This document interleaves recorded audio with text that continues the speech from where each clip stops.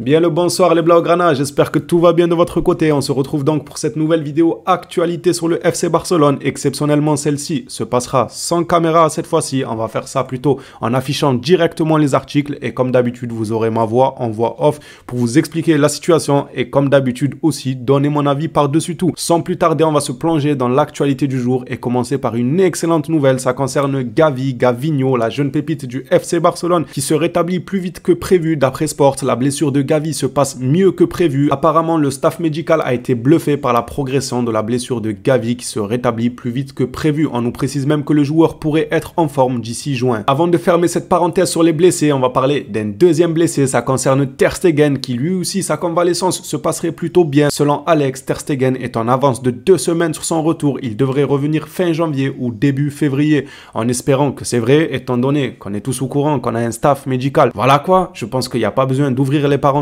ou d'ouvrir encore une fois le dossier sur ce staff-là. D'ailleurs, on va parler du staff que Xavi a emmené avec lui, car l'information juste après parle directement de ce sujet-là. Donc là, on va éviter de s'y attarder. J'espère juste qu'ils ne mentent pas, que les joueurs, leur convalescence se passe bel et bien comme les journalistes nous en informent aujourd'hui, que ce soit pour Ter Stegen ou encore pour Gavi, et qu'ils ne rechutent pas. Je dis ça car on a déjà fait l'expérience avec Pedri, du staff médical qui nous dit qu'il sera de retour dans 2 semaines. Au final, le gars, on ne le voit pas 2 mois, 2 mois et demi. Ah, en fait, le mois prochain il revient. En fait, non, nous préférons ne pas prendre de risques, etc. Je ne vais pas vous faire un dessin. Vous êtes tous au courant de comment ça se passe avec ce staff médical depuis leur arrivée au FC Barcelone. Passons maintenant à l'information qui justement pointe du doigt le staff, pas forcément médical, mais ça reste quelqu'un du staff, du cercle proche de Xavi qui a été amené par Xavi. Selon El Chiringuito, même si bon, on va pas se mentir, vas-y El Chiringuito, ça n'a jamais été, selon moi en tout cas, ceux qui ont donné ou fait les communiqués les plus explicites. Des fois, il manque d'objectivité, ainsi de suite, etc. On le sait tous, mais on va quand même s'attarder sur la déclaration d'aujourd'hui. Peut-être qu'elle manque d'objectivité de leur part, on n'en sait rien, mais nous les Blaugrana, on avait déjà des doutes sur ce staff-là que Xavi a amené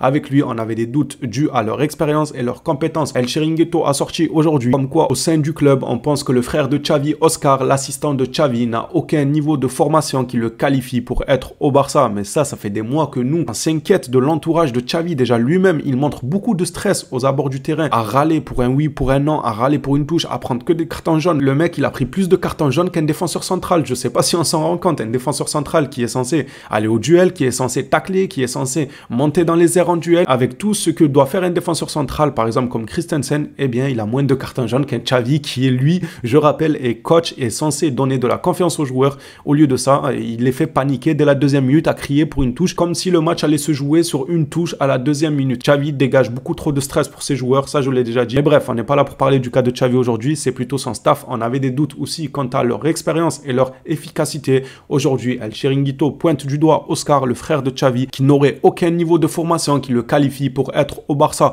Je suis pas forcément d'accord. Pour moi, Oscar, le frère de Xavi, a un niveau de formation qui le qualifie pour être au Barça. Ce niveau de formation-là, alors il n'existe pas dans les études. On ne peut pas étudier ça, malheureusement. C'est juste que c'est le frère de Xavi. Voilà le diplôme de monsieur Oscar. Il est frère de Xavi. C'est triste à dire, mais c'est la vérité. Il y en a qui font des cursus scolaires pour être chirurgien, pour être, je sais pas, des formations, pour être coach, pour être dentiste, ainsi de suite. Le frère de Xavi, lui, il n'a pas fait de formation. C'est juste le frère de Xavi.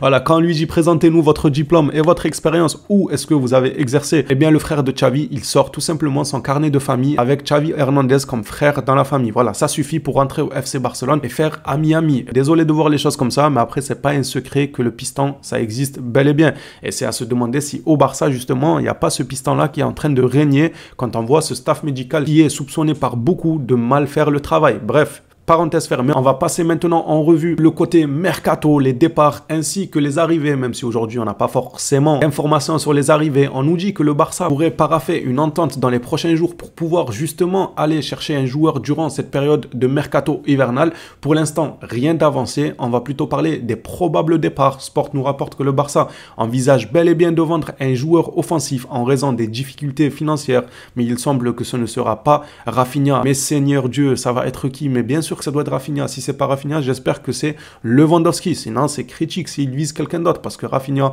n'a clairement pas le niveau depuis pas mal de temps maintenant. J'ai même envie de dire quand est-ce qu'il a eu le niveau, à part quelques fulgurances à gauche, à droite, qui sont clairement très loin d'être suffisantes pour un joueur du FC Barcelone. Si c'est pas lui qui est vendu, moi je me pose des questions. Bien évidemment, mon avis n'a pas changé. Si jamais il est vendu, moi je peux que être content. Je ne le regretterai absolument pas au vu de ce qu'il a montré depuis son arrivée au FC Barcelone. Ceux qui vont tapoter, oui, mais tu te rappelles, ce match-là, il était bon. Oui, on le sait, je ne dis pas le contraire. Il a fait quelques fulgurances, mais on veut de la régularité. Un joueur qui est bon et non pas bon un match sur 6. Ça ne compte pas quand tu joues au Barça. Tu ne peux pas te permettre d'être bon un match sur 6. On a besoin de toi match après match. Et en parlant de Lewandowski et une probable vente, on finira la vidéo actualité justement par le sujet Lewandowski. Passons maintenant à une autre information mercato qui concerne Andreas Christensen. Mundo Deportivo nous rapporte que Newcastle en fait sa priorité. Andreas Christensen est la cible prioritaire de Newcastle pour cette fenêtre de transfert et le club lui aussi doit faire face aux restrictions du fair play financier. Sur ce communiqué, j'en profite pour vous poser une question. Andreas Christensen qui partirait là tout de suite actuellement durant cette fenêtre de transfert, cette période de mercato hivernal, est-ce que vous signez ou vous gardez? Moi, bien évidemment que je garde. Je le garde encore plus durant cette période hivernale,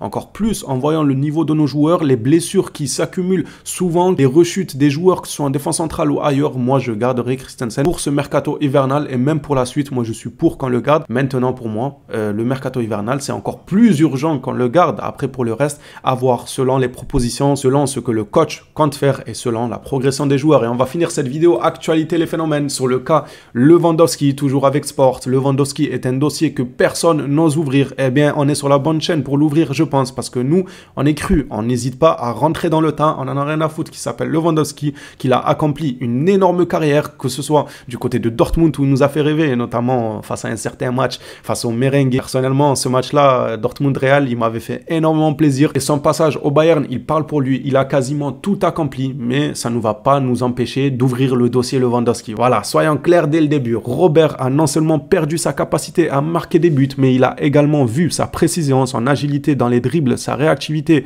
et sa clarté dans la lecture du jeu se dégrader à maintes reprises. Il ne reste que peu de traces du joueur qui nous a impressionné à son arrivée. À l'âge de 36 ans, il est sous contrat jusqu'en 2026 avec un salaire en constante augmentation. Est-ce une simple mauvaise passe ou le signe d'un déclin inéluctable? À mon humble avis, je pense qu'on est plus proche d'un déclin plutôt qu'un mauvais passage, une mauvaise passe. Moi, c'est que mon avis. J'aimerais qu'il me prouve le contraire, qu'il se réveille. Et là, je me dirais, en fait, Lewandowski, il renaît. Lewandowski, il fait fermer des bouches. Il revient à son top niveau. Malheureusement, l'âge aura raison de lui. Plus les jours passent, moins on a de chances de revoir un bon Lewandowski. Car il atteint un certain âge. Si au cours des prochaines semaines, des prochains mois, voire même d'ici la fin de saison, Lewandowski ne se réveille pas, ce n'est pas à 37 ou 38 ans qu'il va se réveiller. Et dans tous les cas, son contrat court jusqu'en 2026. Pour moi, le club devrait s'en séparer avant même 2026. Finissant le communiqué, le joueur a maintenant une demi-saison pour éclaircir les choses. Si les performances continuent à décevoir, cela pourrait s'avérer être préoccupant. Une situation difficile pour le FC Barcelone. Mais non, nos amis de l'Arabie Saoudite, ils vont venir l'acheter. Il n'y aura rien de difficile. Juste le Barça